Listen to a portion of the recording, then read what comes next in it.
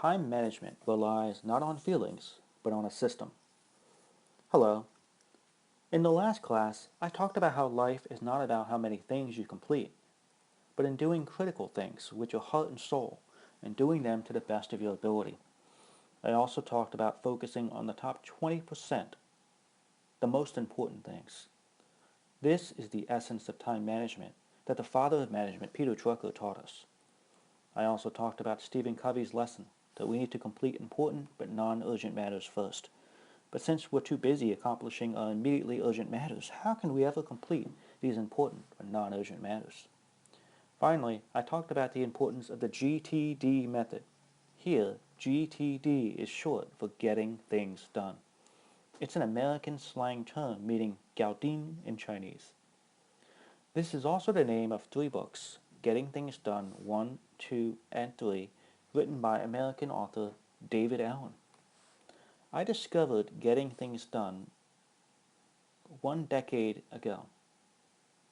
At that time, I felt so happy and fortunate to have discovered this great book, and I learned a critical lesson needed to be more productive. Today, I'm going to share with you a critical idea called CPU. No, it's not a hard disk.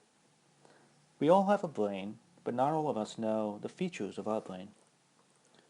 What is interesting is that all 3 philosophical thoughts in China emphasize the same topic, and they repeatedly talk about one thing, that is, to live in the present. Time is the present. We cannot access the past or the future during the present moment, but we can feel the present at this time. Even in Buddhist texts, there is the concept of absent-minded. Let me explain why that concept appears and what it means. We have numerous ideas in our brains at all times, and when we leave a task unfinished, we will think about what we will do, what we should do, what we must do, and so on. We will think about our task, we'll even think about other people's tasks, and as long as these matters remain unfinished, we will feel anxiety. However, it's not easy for us to remember details. How many pages can you remember out of the book that you read yesterday? We remember very little. It is very difficult for our brain to remember details. So, if we do not accomplish tasks immediately, we will forget them, and then, of course, we will not worry about them. And as long as we are not worrying about them, it will be easy for us to forget them. Also, when more and more tasks accumulate, we will also begin to forget tasks. In reality, then, our brain is designed to think, not to memorize. But we often use it for memorizing. It's very hard to memorize because the brain's storage capacity is limited. Therefore, as the storage reaches capacity, we become anxious about these unfinished matters. Then what happens? Well, we're easily distracted. Distraction makes it hard to concentrate. So according to David Allen, in summary, we should live in the present and be attentive if we want to get things done. But then what is attention? It means no distractions. What does no distraction mean?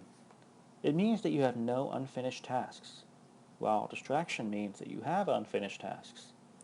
So we can't rely on our brain to manage ourselves. We must rely on a system, and this system should be reliable. Papers and pens can count as a reliable system, but it's the internet age, so we be better off using mobile phones. We need to record all of the thoughts in our brain. It's like they say, a poor ability to write is always better than a very good memory. When we write down all matters, our brain is emptied. Usually at this point, many of my students will tell me, "Teacher, I know all about what you mean, and I do write everything down. But have you thought about at what times you actually write things down?" If you're like most people, you write things down only during your busy times, your urgent times, or during your meetings. When do you write about things from your daily life?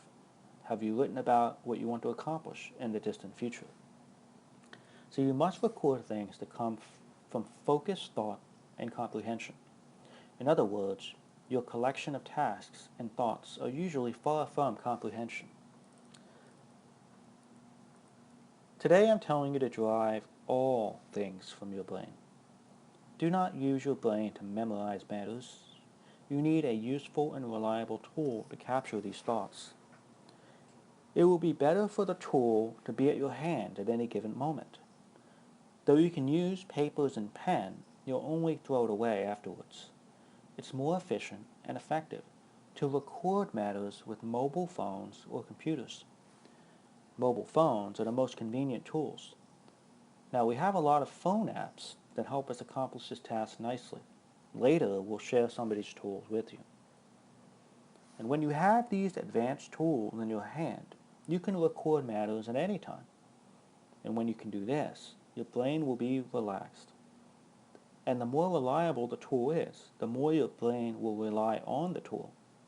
Then your brain can spend less time memorizing and more time and energy doing what it's supposed to do.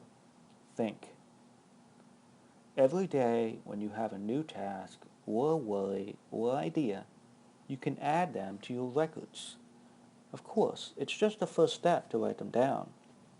But this is the essence of the idea of GTD, getting things done. Then we'll need a process to solve the problem of managing our time. This will be shared in the next class. If you feel my opinions are worthwhile, please share your comments with us and I will respond to it. Thank you.